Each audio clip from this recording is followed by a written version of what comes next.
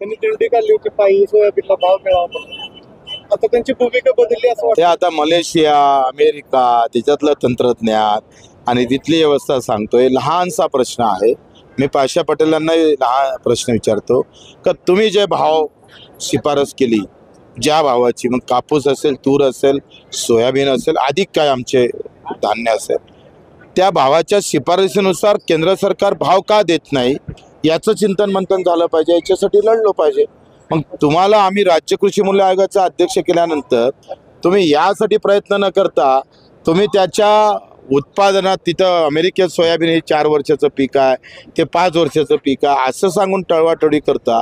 म्हणजे गाडीचा tyre puncture झाला आणि हे मशीनची गोष्ट सांगतात की मशीनमध्येच बिघाड, इंजनमध्येच बिघाड आहे. तर मला वाटतं पाशा पटेल एवढं बदलन मला असं वाटत नव्हतं. ते एवढे बदलले कसे हा चिंतनाचा विषय. सोयाबीन सुरू 2050ला जगच बुडत म्हणले, मानव जातच राहणार नाही. आणि आजकाल ते बांबूच वापरतात सगळे, जेवताना पण बांबू वापरतात. नाही, मला असं वाटतं का जसं अण्णा हजाऱ्यांनी चमत्कारी गाव निर्माण केलं होतं, आदर्श गाव निर्माण केलं होतं, तसं त्यांना आता आदर्श शेतकऱ्याकडे जायचं आहे. आणि मी नेहमी सांगत असतोय प्रयोग हा सार्वत्रिक असला पाहिजे. प्रयोग हा एका ठिकाणी तुम्ही सांगा नियम काय आहे, मार्केटचा काय नियम आहे, जादा उत्पादन कम भाव, कम उत्पादन जादा भाव, हा तर नियमच आहे ना. जेव्हा आज तुम्ही पाहतोय आसाममधल्या बांबूवाल्याच्या शेतकऱ्याचे काय आलं आहे थोडं तपासले पाहिजे आपण. तिथल्या शेतकऱ्याला त्या पद्धतीनं ते दाम भेटते काय तर. आणि म्हणून ह्या सरकारचं हेच काम असतं.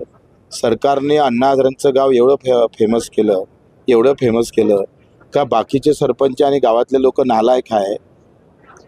चांगला माणूस असला का गाव चांगलं होते असं सांगण्याचा संदेश देण्याचं काम केलं. आणि मुळात अशीच फसवेगिरी होती. आम्हाला काय सांगितलं जातं, गावातल्या लोकांना श्रमदान करा, गाव स्वच्छ करा, तिथे काय म्हणतंय हागणदारी मुक्त गाव करा.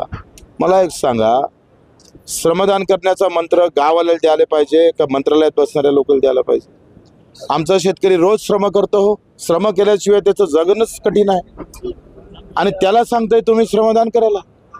काही अशा योजना आणून ठेवल्या का व्यवस्थित लोकांचा माइंड दूर करण्याचं काम, खऱ्या मुद्द्यापासून लोकांना दूर ठेवण्याचं काम सरकार नेहमी करत आलं. कोणाचंही सरकार असू द्या.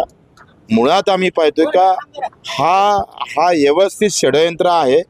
आणि आता हे परवडते गिरवडते, बांबू लावला त्याच्या मनभाव, बांबू लावला तर शेतकरी सुखी होईल आणि पर्यावरणाचा पण ऱ्हास होणार नाही, जग पण डुबणार नाही, असं जे सांगण्याची पद्धत आहे. मुळात आता आम्ही बांबू लावतोच, पण आता सोयाबीन आहे, बांबू मोठा होईपर्यंत किमान कापसाचं काय, सोयाबीनचं काय ते पाशा पटेलनं सांगावं. मुख्यमंत्री आणि उपमुख्यमंत्री लातूरला आले होते.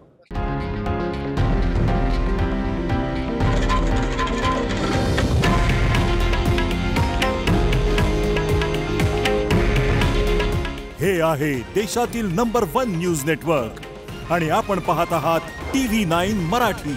काळजी तुमची, हित महाराष्ट्राचं.